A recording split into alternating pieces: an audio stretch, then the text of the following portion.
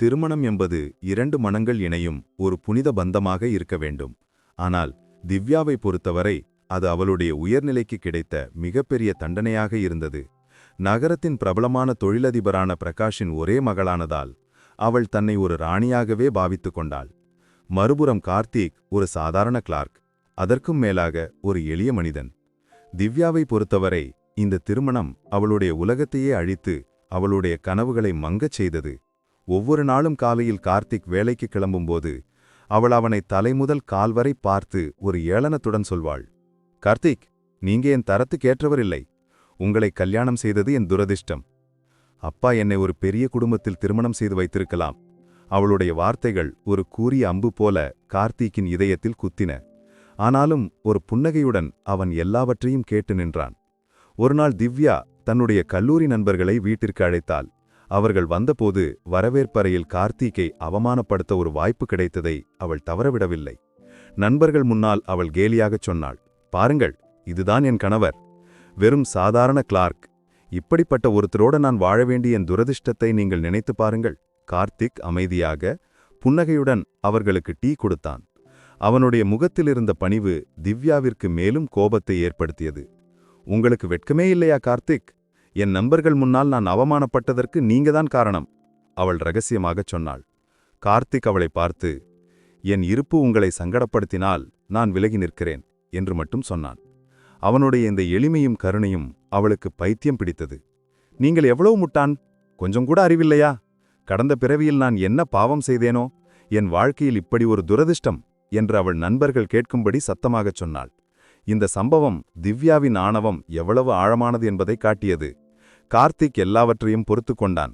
பல நேரங்களில் வேலைக்காரர்கள் கூட ஆச்சரியப்பட்டார்கள், ஒரு மனைவி எப்படி தன் கணவனை இவ்வளவு அவமானப்படுத்துகிறாள் என்று. ஆனால் கார்த்திக்கின் முகம் அமைதியாக இருந்தது. கண்களில் ஒருவித சங்கடம் இருந்தபோதும் கோபமோ வெறுப்போ இல்லை. திவ்யாவின் ஆணவமான வார்த்தைகளை கேட்டு கார்த்திக் மௌனமாக நின்றபோது அவனுடைய மனம் பல வருடங்கள் பின்னோக்கிச் சென்றது. அன்று இன்று போல் பெரிய கட்டிடங்களோ ஆடம்பரங்களோ இல்லாத ஒரு காலம். கார்த்திக்கின் தந்தை ஆனந்தும் பிரகாஷும் நெருங்கிய நண்பர்கள். கஷ்டங்கள் நிறைந்த ஒரு கிராமத்திலிருந்து கனவுகளுடன் நகரத்திற்கு வந்த இரண்டு இளைஞர்கள். ஹோட்டல்களில் பாத்திரம் கழுவியும் தினக்கூலிக்கு வேலை செய்தும் அவர்களிடையிலான நட்பு மேலும் உறுதியானது. ஒரு நாள் நாம் சொந்தமாக ஒரு கம்பெனி தொடங்குவோம் என்று அவர்கள் கனவு கண்டார்கள். அந்த கனவை நனவாக்க அவர்கள் இருவரும் ஒவ்வொரு அடியையும் ஒன்றாக எடுத்து வைத்தார்கள். ஆண்டுகள் கடந்தன. ஆனந்தின் மற்றும் பிரகாஷின் கடின உழைப்பு பலனளித்தது. ஒரு சிறிய ஃபேக்டரியில் தொடங்கிய அவர்கள் முயற்சி மெதுவாக வளர்ந்தது. கம்பெனி வளர்ந்தபோது நட்பும் வளர்ந்தது. ஆனால் விதி அவர்களுக்காக இன்னொரு பாதையை ஏற்படுத்தியிருந்தது. கம்பெனி ஒரு பெரிய நிதி நெருக்கடியில் சிக்கியது. நடுக்கடலில் சிக்கிய ஒரு கப்பல் போல அது மூழ்கத் தொடங்கியது. பிரகாஷ் உடைந்து போனான். அவனுடைய எல்லா சொத்தையும் கம்பெனியில் முதலீடு செய்திருந்தான். எல்லாவற்றையும் இழந்த நிலையில் அவன் தற்கொலை பற்றி கூட நினைத்தான். ஆனால் ஆனந்த் அவனை கைவிடவில்லை. தன்னுடைய வீடும் சேமிப்பும் எல்லாவற்றையும் விற்று அவன் கம்பெனியை கடனிலிருந்து காப்பாற்றினான். பிரகாஷ், நாம் ஒன்றாக தொடங்கினோம், ஒன்றாகவே முடிப்போம். பணம் வரும் போகும், ஆனால் நம்முடைய நட்பு அப்படியே நிலைத்திருக்கும். ஆனந்த் சொன்ன வார்த்தைகள் பிரகாஷின் இதயத்தில் தைத்தன. இதற்கிடையில் ஆனந்திற்கு ஒரு நோய் வந்தது. அவன் அதிகம் காலம் வாழமாட்டான் என்று மருத்துவர்கள் தீர்ப்பளித்தார்கள். தன்னுடைய முடிவு நெருங்கிவிட்டதை உணர்ந்த ஆனந்த் பிரகாஷை அருகில் அழைத்தான். கண்ணீருடன் அவன் பிரகாஷிடம் சொன்னான், என் மகன் கார்த்திக்கினி உனக்குதான். என் கனவுகள் அவனில் வாழும். இந்த கம்பெனியின் உண்மையான வாரிசு அவன்தான். பிரகாஷ் மௌனமாக தலை குனிந்தான். அப்போது ஆனந்த் ஒரு நிபந்தனையும் வைத்தான். கார்த்திக் யார் என்று அவனிடம் சொல்லாதே. அவன் ஒரு சாதாரணமானவனாக வாழட்டும். திவ்யாவின் ஆணவம் முழுமையாக மாறும்போது அப்போது மட்டும் நீ கார்த்திக்கின் உண்மையான அடையாளத்தை வெளிப்படுத்தினால் போதும். பிரகாஷுக்கு இந்த வார்த்தைகளை கேட்டு அதிர்ச்சியாக இருந்தாலும் அவன் அந்த வார்த்தையை காப்பாற்றினான். ஆனந்த் உலகத்தை விட்டு பிரிந்தபோது பிரகாஷ் அவன் அருகில் தேம்பினான். ஆண்டுகள் கடந்த பின் ஆனந்தின் அந்த வாக்குறுதிதான் கார்த்திக்கின் மௌனத்திற்கும் பொறுமைக்கும் பின்னால் இருந்த காரணம். திவ்யாவின் ஒவ்வொரு வார்த்தையும் ஒவ்வொரு அவமானத்தையும் அவன் தன் தந்தை கொடுத்த வாக்குறுதியை நிறைவேற்றுவதற்கான ஒரு வாய்ப்பாக மட்டும் பார்த்தான். திவ்யாவின் ஆணவம் முருகிப்போகும் அந்த நாளுக்காக அவன் காத்திருந்தான். கார்த்திக்கின் வாழ்க்கை ஒரு நாடகத்தின் 2 காட்சிகள் போல இருந்தது. வீட்டில் திவ்யாவின் கேலிகளை கேட்டு தலைகுனிந்து நிற்கும் உதவியற்ற கணவன். அலுவலகத்தில் சக ஊழியர்கள் முன்னால் தாழ்த்தப்பட்ட ஒரு கிளார்க். இத்தினமும் காலையில் அவன் திவ்யாவின் ஆணவங்களுக்கு காது கொடுத்துவிட்டு வேலைக்கு கிளம்புவான். அங்கும் நிலைமை வித்தியாசமாக இல்லை. கார்த்திக், உங்களுக்கு இது புரியாது, இது ஒரு பெரிய கம்பெனி என்று சக ஊழியர்கள் தொடர்ந்து சொல்வார்கள். அவன் ஒரு புன்னகையுடன் தலை குனிந்து ஒரு வார்த்தை கூட திரும்பச் சொல்லாமல் இருப்பான். ஆனால் இரவில் வீடு அமைதியாக இருக்கும்போது கார்த்திக்கின் உண்மையான வாழ்க்கை தொடங்கும். அவன் நேராக தன்னுடைய அறையில் உள்ள சிறிய ஸ்டடி ரூமுக்கு செல்வான். அங்கிருக்கும் லேப்டாப்பை திறந்தால் ஒரு புதிய உலகம். பிரகாஷின் கம்பெனியின் அனைத்து கோப்புகளும் நிதி ஆவணங்களும் அறிக்கைகளும் அவனுடைய விரல் நுனியில் கிடைக்கும். ஒரு ரகசிய கோடு வழியாகத்தான் அவன் அனைத்து தகவல்களையும் சேகரித்தான். அந்த நேரத்தில் அவன் திவ்யாவின் சாதாரண கணவன் அல்ல, மாறாக கம்பெனியின் மூளையும் சக்தியுமாக இருந்த உண்மையான சிஇஓ. கடந்த 2 மாதங்களாக கம்பெனியின் முக்கிய ப்ராஜெக்டுகளில் ஒன்றிற்கு மிகப்பெரிய நஷ்டம் ஏற்பட்டு வந்தது. பிரகாஷ் கூட அதன் காரணத்தை கண்டுபிடிக்க கஷ்டப்பட்டான். ஆனால் கார்த்திக் தன் கிளார்க் வேடத்தில் அலுவலகத்தின் ஒவ்வொரு நடவடிக்கையும் கவனித்தான். இரவில் அதை பற்றி ஆழமாக படித்தான். ஒரு இரவு அவன் காரணத்தை கண்டுபிடித்தான். கம்பெனியின் விநியோக சங்கிலியில் இருந்த ஒரு சிறிய தவறுதான் அது. கார்த்திக் உடனடியாக ஒரு ரகசிய அறிக்கையை உருவாக்கி பிரகாஷுக்கு அனுப்பினான். அறிக்கையில் உள்ள அறிவுரைகளின்படி பிரகாஷ் மாற்றங்களை செய்தான். ஒரு வாரத்திற்குள் அந்த ப்ராஜெக்ட் மீண்டும் லாபத்தில் வந்தது. பிரகாஷுக்கு ஆச்சரியமாக இருந்தது. யார் இந்த அறிக்கைகளை அனுப்புகிறார்கள் என்று அவனுக்கு தெரியவில்லை. கார்த்திக் ஒரு மௌனமான போர்வீரனைப் போல தன்னுடைய பணியை நிறைவேற்றினான். திவ்யாவின் ஒவ்வொரு கேலியும் ஒவ்வொரு அவமானமும் அவனுடைய கவசத்திற்கு மேலும் வலிமையை கொடுத்தன. ஒரு மாலை பிரகாஷ் மிகவும் வருத்தத்துடன் வீட்டிற்கு வந்தான். அவனுடைய முகம் வெளிரி, கண்களில் பயம் நிறைந்திருந்தது. திவ்யா அதை கவனித்தாள். என்னப்பா, ஏதாவது பிரச்சனையா என்று அவள் கேட்டாள். பிரகாஷ் சேரில் சோர்வாக அமர்ந்து சொன்னான். திவ்யா, நம்முடைய கம்பெனி ஒரு பெரிய நெருக்கடியில் உள்ளது. என்னப்பா ஆச்சு? திவ்யா ஆவலுடன் கேட்டாள். நகரத்தின் மிகப்பெரிய பிசினஸ் ஜாம்பவானான வீரேந்திரன் நம்முடைய கம்பெனியை வாங்க முடிவு செய்திருக்கிறான், பிரகாஷ் சொன்னான். திவ்யாவின் முகம் வெளிரியது. வீரேந்திரனை பற்றிய செய்திகள் அவளுக்கு தெரியும். கொடூரமான, யாரையும் சும்மா விடாத ஒரு பிசினஸ்காரன். இந்த செய்தியை கேட்டு திவ்யா கார்த்திக்கின் பக்கம் திரும்பினாள். ஒரு ஏளனத்துடன் அவள் சொன்னாள், கார்த்திக், உங்களுக்கு புரிகிறதா? இதுதான் உண்மையான உலகம். பணக்காரர்கள் ஒருவரை ஒருவர் கழுத்தறுக்கும் உலகம். வெறும் ஒரு கிளார்க்குக்கு இந்த விளையாட்டு புரியாது. ஆனால் கார்த்திக் அமைதியாக, ஒரு பயமும் இல்லாமல் அவளை பார்த்தான். அவனுடைய கண்களில் ஒரு புதிய வெளிச்சத்தை அவளால் காண முடியவில்லை. இது உங்களையெல்லாம் பாதிக்கிற விஷயமில்லை கார்த்திக். உங்களைப் போன்றவர்களுக்கு இங்கே நிற்கக்கூட தகுதியில்லை, அவள் தொடர்ந்தாள். கார்த்திக் மெதுவாக சொன்னான், சில நேரங்களில் வீரர்கள்தான் களத்தை மாற்றுகிறார்கள், களம் வீரர்களை மாற்றுவதில்லை. திவ்யா அவனுடைய வார்த்தைகளுக்கு ஏளனமாக சிரித்தாள். ஆனால் அந்த இரவு கார்த்திக் தூங்கவில்லை. அவன் தன்னுடைய ஸ்டடி ரூமில் மணி நேரங்கள் செலவழித்தான். வீரேந்திரனின் கம்பெனியின் அனைத்து ஆவணங்களும் அவனுடைய கடந்த கால நகர்வுகளும் அவன் படித்தான். வீரேந்திரனின் எதிர்பாராத நகர்வுகளை எப்படி எதிர்கொள்வது என்று அவன் மூளையில் திட்டமிட்டான். இது வெறும் ஒரு பிசினஸ் போர் அல்ல, தன்னுடைய தந்தையின் கனவும் பிரகாஷுக்கு கொடுத்த வாக்குறுதியும் திவ்யாவின் ஆணவத்திற்கு ஒரு பதிலும் என்று அவன் புரிந்து கொண்டான். இன்னும் கொஞ்சம் காத்திரு திவ்யா. அவன் பால்கனியில் அமர்ந்து நட்சத்திரங்களை பார்த்து முணுமுணுத்தான். விளையாட்டு தொடங்கப் போகிறது. நாட்கள் கடந்தன. வீரேந்திரன் கம்பெனியை வாங்க ஏலத்தின் தேதியை அறிவித்தான். பிரகாஷ் பயந்தான். தான் ஒரு தோல்வியின் விளிம்பில் இருப்பதாக அவன் உணர்ந்தான். திவ்யாவோ தன் தந்தை தோற்பது கார்த்திக்கின் திறமையின்மை காரணமாகத்தான் என்று நம்பினாள்.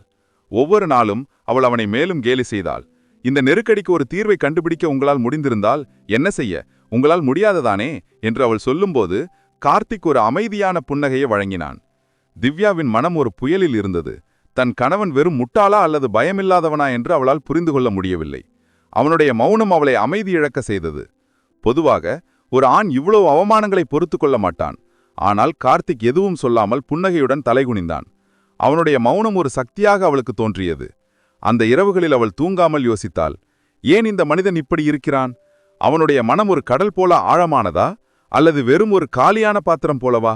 அதே சமயம் கார்த்திக் தூங்கமில்லாத இரவுகளுக்கு பிறகு தன்னுடைய திட்டத்தை முடித்தான். ஏலத்திற்கு ஒரு வாரத்திற்கு முன்பு அவன் ரகசியமாக கம்பெனியின் நிதி ஆவணங்களில் சில மாற்றங்களை செய்தான். இது வீரேந்திரனை குழப்பத்தில் ஆழ்த்த வேண்டியிருந்தது. தான் ஒரு சாதாரண மனிதன் என்று அவனை நம்ப வைக்க அவன் நிறைய கடிதங்களை ரகசியமாக வீரேந்திரனின் அலுவலகத்துக்கு அனுப்பினான். ஏலத்திற்கு முந்தைய அந்த நாட்கள் அவனுடைய வாழ்க்கையில் மிக பெரிய சோதனையாக இருந்தது. ஆனாலும் அவனுடைய மனம் அமைதியாக இருந்தது. இனி காலம் தீர்மானிக்கட்டும், அவன் தன்னுக்குள் சொன்னான். எல்லாம் சரியான நேரத்தில் வெளிவரும். அந்த நாள் வந்தது. பிரகாஷும் திவ்யாவும் கார்த்திக்கும் ஏலஹாலுக்கு வந்தனர். ஹால் நிரம்பியிருந்தது. நகரத்தின் மிகப்பெரிய பிசினஸ்காரர்கள், முக்கிய குடும்பங்கள், பத்திரிகையாளர்கள் எல்லோரும் அங்கிருந்தனர். ஏலம் தொடங்கும்போது பிரகாஷின் முகத்தில் பயமும் கவலையும் நிறைந்திருந்தது. திவ்யாவோ அப்போதும் கார்த்திக்கை கேலி செய்ய நேரம் கண்டுபிடித்தாள். பாருங்க கார்த்திக், இதுதான் உண்மையான விளையாட்டு. இங்கே கோடிகள் தான் பேசும். உங்களுக்கு இங்கே நிற்கக்கூட தகுதியில்லை. கார்த்திக் அவளை பார்த்து ஒரு புன்னகை செய்தான். அந்த புன்னகையில் ஒரு பதில் இருந்தது. ஆனால் திவ்யா அதை காணவில்லை. அனௌசர் ஏலத்தை தொடங்கினார். முதல் ஏலம் 10 கோடி ரூபாய். சில நொடிகளில் 50 கோடியை எட்டியது. பிரகாஷின் முகம் வெளிரியது. அவனுடைய எதிரியான வீரேந்திரன் 100 கோடி அழைத்தபோது ஹால் அமைதியாகியது. பிரகாஷ் தன்னுடைய பலவீனமான கைகளை உயர்த்தி 150 கோடி என்று ஏலம் அழைத்தான். வீரேந்திரன் சிரித்துக்கொண்டு 200 கோடி என்று அழைத்தான். பிரகாஷின் நம்பிக்கை அஸ்தமித்தது. அவன் தலை குனிந்தான். இனி தன்னால் எதுவும் செய்ய முடியாது என்று அவனுக்கு தெரியும். திடீரென்று ஒரு சத்தம் ஹாலில் ஒலித்தது. 500 கோடி! முழு ஹாலும் அமைதியாகியது. அனைவரின் கண்களும் சத்தம் வந்த பகுதிக்கு திரும்பின. பத்திரிகை கேமராக்கள் அந்த திசையை நோக்கி ஃபோக்கஸ் செய்தன. அது கார்த்திக், திவ்யாவின் கணவன். அவனுடைய எளிய உடைகள், அமைதியான முகம். கார்த்திக் நாற்காலியிலிருந்து எழுந்து நின்றான். திவ்யா அதிர்ச்சியுடன் அவனை பார்த்தாள். உங்களுக்கு பைத்தியமா கார்த்திக்? 500 கோடி எவ்வளவு என்று உங்களுக்கு தெரியுமா? நீங்கள் எப்படி இந்த ஏலத்தை அழைக்க முடியும்? உங்களுக்கு ஒன்றுமில்லையே. திவ்யாவின் வார்த்தைகள் நடுங்கின. பிரகாஷால் நம்ப முடியவில்லை. அவன் கார்த்திக்கை உற்று பார்த்தான். ஏலம் அழைக்கப்பட்ட அந்த பெரிய தொகையை கேட்டு எல்லோரும் அதிர்ச்சி அடைந்தனர். எதிர்பாராத இந்த நகர்வு வீரேந்திரனை கூட பதற்றப்படுத்தியது. ஏலத்தை மீண்டும் தொடங்குங்கள், அனௌன்சர் அழைத்தார். 500 கோடி! ஏலம் உறுதி செய்யப்பட்டுள்ளது. மற்ற தொழிலதிபர்கள் பின்வாங்கினர். உண்மையான விளையாட்டு இப்போதுதான் தொடங்கியிருந்தது. 500 கோடி! கார்த்திக் அழைத்த அந்த தொகை ஹாலில் ஒரு வெடிகுண்டு போல ஒலித்தது. திவ்யாவின் மூச்சு நின்றது. பிரகாஷின் கண்கள் விரிந்தன. வீரேந்திரன் பதற்றத்துடன் கார்த்திக்கை உற்று பார்த்தான். இந்த மனிதன் யார்? இவனால் எப்படி இவ்வளவு பெரிய ஏலத்தை அழைக்க முடிந்தது? வீரேந்திரன் தனது சக ஊழியர்களிடம் கேட்டான். ஆனால் அவர்களுக்கும் பதில் தெரியவில்லை. கார்த்திக் அமைதியாக ஒரு கிளாஸ் தண்ணீர் எடுத்து குடித்தான். ஒரு மிடறு தண்ணீர் கொடுத்து அவன் மெதுவாக மைக்கிற்கு அருகில் நடந்தான். அவனுடைய ஒவ்வொரு அசைவும் தன்னம்பிக்கை நிறைந்ததாக இருந்தது. பத்திரிகை கேமராக்கள் அவனுடைய ஒவ்வொரு அசைவையும் பதிவு செய்தன. உங்களுக்கு எல்லோருக்கும் என்னை தெரிந்திருக்கலாம். வெறும் ஒரு சாதாரண கிளர்க், திவ்யாவின் திறமையில்லாத கணவன். கார்த்திக் சிரித்துக்கொண்டு சொன்னான். ஆனால் யாருக்கும் தெரியாத ஒரு உண்மை உள்ளது. கார்த்திக்கின் வார்த்தைகள் ஹாலில் ஒலித்தன. அனைவரின் கண்களும் அவன் மீதே இருந்தன. நான் ஒரு சாதாரண மாணவன் இல்லை. நான் இந்த கம்பெனியின் உண்மையான உரிமையாளன். அது ஒரு வெளிப்பாடு. ஒரு வெடிகுண்டு போல அது ஹாலில் வெடித்தது. மக்கள் நாற்காலிகளிலிருந்து எழுந்தனர். முணுமுணுப்புகள் அலைகளாக உயர்ந்தன. இது எப்படி சாத்தியம்? பிரகாஷ் அல்லவா கம்பெனியின் உரிமையாளர்? திவ்யா அதிர்ச்சியுடன் பிரகாஷின் கையை பிடித்தாள். இல்லை இல்லை அப்பா, ஏதாவது சொல்லுங்க, இவன் பொய் சொல்கிறான். பிரகாஷ் தலைகுனிந்தான். அவனுடைய கண்களில் அவமானமும் குற்ற உணர்ச்சியும் நிறைந்திருந்தது. திவ்யா, இதுதான் உண்மை. இந்த கம்பெனியை நிலைநிறுத்த காரணம் கார்த்திக் தான். நான் பெயருக்கு மட்டும்தான் உரிமையாளர். திவ்யாவின் கண்கள் நிறைந்தன. அவளுடைய கால்களுக்கு பலமில்லாமல் போனது. தான் தினமும் அவமானப்படுத்திய அதே நபர்தான் தன் வாழ்க்கையில் மிகப் பெரிய சக்தி என்று அவளால் புரிந்து கொள்ள முடியவில்லை. அவள் நம்ப முடியாதபடி கார்த்திக்கை பார்த்தாள். ஆனால் கார்த்திக், நீங்கள் ஏன் இந்த உண்மையை என்னிடமிருந்து மறைத்தீர்கள்? நீங்கள் ஏன் ஒரு சாதாரண ஊழியர் என்று என்னை நம்ப வைத்தீர்கள்? அவள் நடுங்கி கேட்டாள். கார்த்திக் அமைதியாக அவளை பார்த்தான். ஏனெனில் இந்த திருமணம் உன் அப்பாவின் வேண்டுகோளின் பேரில் நடந்தது. நீயாக என்னை தெரிந்து கொள்ளும் வரை என் உண்மையான அடையாளத்தை வெளியே சொல்ல மாட்டேன் என்று நான் அவருக்கு வாக்கு கொடுத்திருந்தேன். நான் உன்னுடைய எல்லா ஏளன வார்த்தைகளையும் பொறுத்துக்கொண்டேன். எல்லா அவமானங்களையும் சகித்தேன். ஏனெனில் நீ என் தந்தையின் நண்பனின் மகள். அந்த நட்புக்காக நான் கடனை திருப்பிக் கொடுக்க விரும்பினேன். பிரகாஷின் கண்கள் நிறைந்தன. அவன் நடுங்கியபடி கார்த்திக்கின் கையை பிடித்து சொன்னான். கார்த்திக், நான் உனக்கு அநீதிதான் செய்தேன். இன்று நான் ஒத்துக்கொள்கிறேன். நீ என் கம்பெனியை மட்டுமில்லை, என் கௌரவத்தையும் காப்பாற்றினாய். திவ்யா நடுங்கிக் கொண்டு பின்னோக்கி சென்றாள். அவளுடைய எல்லா ஆணவமும் அவளுடைய எல்லா கர்வமும் ஒரு நொடியில் இல்லாமல் போயின. அவள் ஒரு உடைந்த சிலை போல நின்றாள். திவ்யாவின் கண்களில் வருத்தம் நிறைந்தது. அவளுடைய வாயிலிருந்து ஒரு சத்தம் கூட வரவில்லை. அவள் யோசித்தாள். நான் இரவும் பகலும் அவமானப்படுத்திய அதே நபர்தான் உண்மையில் மிகப்பெரியவன். பிரகாஷ் மகளை பார்த்து சொன்னான். திவ்யா, இப்போது உனக்கு புரிகிறதா? ஒரு மனிதனின் மதிப்பு அவனுடைய உடைகள் கொண்டோ உருவம் கொண்டோ அல்ல, மாறாக அவனுடைய செயல்களாலும் அவனுடைய இதயம் கொண்டும் தான். நீ எப்போதும் சிறியவன் என்று நினைத்த கார்த்திக் தான் இன்று மிகப்பெரியவன். திவ்யா நடுங்கிக் கொண்டு நாற்காலியிலிருந்து எழுந்தாள். அவளுடைய கண்களிலிருந்து கண்ணீர் நிற்காமல் ஓடினது. அவள் மெதுவாக கார்த்திக்கின் அருகில் நடந்தாள். பத்திரிகை கேமராக்கள் அவன் பக்கம் திரும்பின. எல்லோரும் ஏதாவது பெரிய பிரச்சனை நடக்கும் என்று நினைத்தார்கள். ஆனால் திவ்யா நடுங்கியபடி கார்த்திக்கின் கையை பிடித்தாள். அவளுடைய குரல் நடுங்கியது. கார்த்திக், மன்னிக்கவும். நான் உங்களை ஒருபோதும் புரிந்து கொள்ளவில்லை. ஒவ்வொரு முறையும் நான் உங்களை வேதனைப்படுத்தினேன், அவமானப்படுத்தினேன். நீங்கள் ஒருபோதும் திரும்பி எதுவும் சொல்லவில்லை. நீங்கள் பலவீனமானவர் என்று நான் நினைத்தேன். ஆனால் இன்று எனக்கு புரிகிறது, நீங்கள் மிகப்பெரிய வலிமை கொண்டவர். கார்த்திக் அவளை பார்த்தான். அவனுடைய முகத்தில் அதே பழைய அமைதியான புன்னகை. அவன் மெதுவாக சொன்னான், திவ்யா, உறவுகள் அவமானங்களாலும் ஏளன வார்த்தைகளாலும் உடைவதில்லை. அது உடைவது ஒரு மனிதன் மன்னிப்பதை நிறுத்தும்போதுதான். நான் ஒருபோதும் மன்னிப்பதை நிறுத்தவில்லை. திவ்யா தேம்பி அழ ஆரம்பித்தாள். கார்த்திக், நான் ஒரு வெட்கம் கெட்டவள். நான் உங்களை ஒரு சிறிய மனிதராக, திறமையில்லாதவராக நினைத்தேன். ஆனால் உண்மையில் சிறியவள் நான்தான். என் சிந்தனைகள் தான் ஏழ்மையானது. நீங்கள் எப்போதும் மிகப்பெரிய செல்வந்தர், உங்கள் இதயம் கொண்டும் செயல்கள் கொண்டும். பிரகாஷின் கண்களும் கண்ணீர் நிறைந்திருந்தன. அவன் மகளின் தலையில் கை வைத்து சொன்னான், மகளே, மனிதனின் கௌரவம் அவனுடைய தரம் கொண்டு அல்ல, அவனுடைய செயல்களால் தான் கிடைக்கிறது என்று இன்று உனக்கு புரிந்தது. கார்த்திக்கை போன்ற ஒரு மனிதன் கிடைப்பது ஒரு பாக்கியம். ஹாலில் இருந்த மக்கள் இந்த காட்சியைக் கண்டு உணர்ச்சி வசப்பட்டனர். கேமராக்கள் அந்த நொடியை பதிவு செய்தன. திவ்யா எல்லோரின் முன்னால் கார்த்திக்கின் காலடியில் குனிந்து சொன்னாள், உங்களை கணவர் என்று அழைக்க எனக்கு உரிமை போய்விட்டது கார்த்திக். ஆனால் நீங்கள் விரும்பினால் எனக்கு ஒரு புதிய தொடக்கம் வேண்டும். இந்த முறை சமத்துவத்துடன், ஆணவமில்லாமல், வெறும் மரியாதையுடனும் அன்புடனும் மட்டும். கார்த்திக் இடனியாக அவளை எழுப்பினான். திவ்யா, குனிவது உங்களுக்கு பொருந்தாது. நான் உங்களை என் சமமாகவே பார்த்தேன். எப்போதும் அப்படித்தான் பார்ப்பேன். உங்களுக்கு இன்று உண்மை புரிந்தால் அதுதான் என்னுடைய மிகப்பெரிய வெற்றி. கார்த்திக் மைக்கை கையில் எடுத்தான். அவனுடைய குரல் அமைதியாகவும் உறுதியாகவும் இருந்தது. இங்கே இருக்கும் அனைத்து பத்திரிகையாளர்களுக்கும் நான் ஒரு விஷயம் சொல்ல வேண்டும். நான் இதையெல்லாம் ஒரு நாடகத்திற்காக செய்யவில்லை. என் கம்பெனியில் உள்ள ஒவ்வொரு ஊழியருக்கும், ஒவ்வொரு தொழிலாளிக்கும் அவர்கள் தகுதியான மரியாதை கிடைக்க வேண்டும் என்று நான் விரும்பினேன்.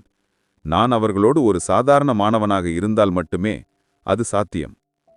மனிதனின் மதிப்பு அவனுடைய பணம் கொண்டோ, உடைகள் கொண்டோ, அவனுடைய சமூக தரம் கொண்டோ அல்ல. அது அவனுடைய செயல்களாலும் இதயம் கொண்டும் மற்றவர்களை மதிக்கக்கூடிய திறன் கொண்டும் மட்டும்தான். என் மனைவியின் சிந்தனைகள் தவறு என்று நான் சொல்ல மாட்டேன். ஏனெனில் பலரும் அப்படித்தான் சிந்திக்கிறார்கள்.